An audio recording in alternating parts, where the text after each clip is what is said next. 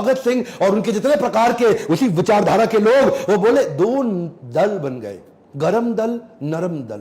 नरम दल गांधी का था और गरम दल भगत सिंह जैसे लोगों का था। उन दिनों बोल्शेविक मूवमेंट रशिया का था, उससे ये बड़े प्रभावित थे। मैंने बताया ना, विदेशी किताबें भी बहुत पढ़ते थे। बोल्शेविक मूवमेंट, ये बोले कि लड़ना पड़ेगा। अब तो बात ये थी कि हो सकता है अगर गांधी नॉन कोऑपरेशन मूवमेंट वापस ना लेते, आजादी जल्दी मिल गई होती। एक्चुअली उन दिनों ना भगत सिंह तो नाचा करते थे, आजादी मिलने वाली है, आजादी, क्योंकि नॉन कोऑपरेशन मूवमेंट सक्सेसफुल था, पूरा देश को सहयोग मिल रहा। गांधी ने वापस ले लिया, बोला अभी आप तैयार नहीं हो, आपने गुप्तेश्वर सिंह पुलिस वाले को और पूरे थाने को क्यों मार के खत्म कर दिया। गांधी ने रोक दिया पूरा आंदोलन। ये लोग उस समय आग बबूला बोले अब लड़ना पड़ेगा। ये जो एक्चुअली ये ना हथियारों की क्रांति बाद में आई, भगत सिंह की पहले विचारों की क्रांति थी। उन दिनों कॉलेज ज्वाइन किया इन्होंने, लाला लाजपत राय का पंजाब के अंदर जो पाकिस्तान में पढ़ता है वो कॉलेज ज्वाइन किया और वहां पे ये गतिविधियां स्ट्रॉन्गर थी। उन दिनों ये लगभग 300 किताबें अपने कॉलेज में एक्स्ट्रा पढ़ बैठे हैं, क्योंकि जब खाली होते थे किताब पढ़ते थे और उसके बाद अपने एकाकी की भावना से स्पीड आती है। ध्यान दीजिए, कम ऑन, लर्निंग क्या है, एकाकी की भावना से।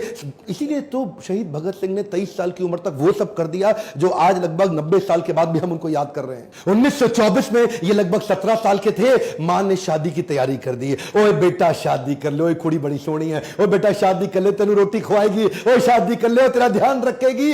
मां बोलती रह गई और ये क्या बोली, दुल्हन मेरी दुल्हन नहीं होगी, आजादी ही मेरी दुल्हन होगी। रातों रात चिट्ठी लिख के भाग गए, मां रोती थी, अकेली पड़ गई। क्यों ऐसा होता है कि भगत सिंह की जब बात हो तो हम चाहते हैं पड़ोसी के बच्चे के घर पैदा हो, अपने घर पे सब कुछ छोड़ के। ये वहां पंडित आजाद की टीम को ज्वाइन कर लिया और जाके क्या बोले, अब एकाकी की भावना। जानते हैं शुरू में तो बचपन में बड़े एक्साइटमेंट में रहा करते थे, कुश्ती लड़ते थे, अभिनय का शौक रखते थे, लेकिन एकाकी की भावना के चलते 1925 में इन्होंने, अभी 18 साल के हुए थे, काकोरी कांड की तैयारी कर ली। काकोरी कांड को उन्होंने सफल बनाया, पैसे की जरूरत थी, अंग्रेजी खजाने को लूट लिया और लूटने के बाद अच्छा पकड़े गए, उसे पकड़े गए अशफाक उल्लाह खान और राम प्रसाद बिस्मिल, इन दोनों को फांसी हुई। 2 शह सवारों को जब फांसी की सजा सुनाई, ये लोग टूटने के लिए नहीं बने थे, ये तोड़ने के लिए बने थे। राम प्रसाद बिस्मिल की वो याद आ गई इनको बात, सरफरोशी की तमन्ना अब हमारे दिल में है, देखना है जोर कितना